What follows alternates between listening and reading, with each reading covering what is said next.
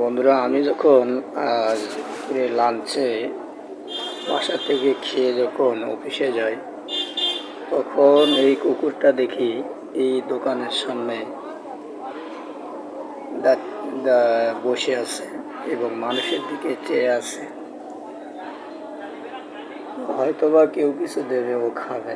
তো আজ আমি যখন আবার ছুটির সময় অফিস থেকে বেরোলাম, তখন দেখলাম ওই কুকুরটা আবার এখানেই বসে আছে। হয়তো কেউ কিছু দেবে, খাবে। মানুষজন বের হয়ে যায়, একটু তাদের পিছনে দৌড় দেয়, আবার ফিরে আসে, আবার এখানে বসে থাকে। তো আমার অনেক কষ্ট লাগলো। তো এরা তো মানুষের কাছে বলতে পারে না, কিছু চাইতেও পারে না, শুধু চেয়ে থাকে।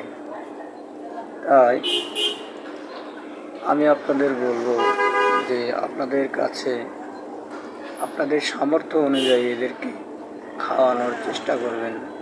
কেননা এরা অবলা প্রাণী, কারো কাছে কিছু চাইতে পারে না এবং বলতেও পারে না, এবং ক্ষুধার যন্ত্রণা সেটাও সহ্য করতে পারে না।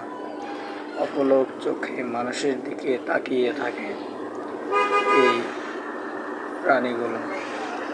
আমি আপনাদেরকে আহ্বান করব, অনুরোধ করব, আপনারা চেষ্টা করবেন এই ধরনের প্রাণী, ক্ষুধার্ত প্রাণী যেখানে পাবেন, নিজেদের সামর্থ্য অনুযায়ী নিজেরা খাওয়ানোর চেষ্টা করবেন। আপনাদের আমি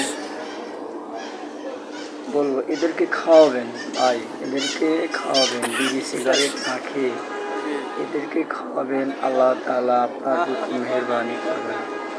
তো বন্ধুরা, আপনাদেরকে অসংখ্য ধন্যবাদ, অগ্রিম ধন্যবাদ জানাই। ধন্যবাদ সকল।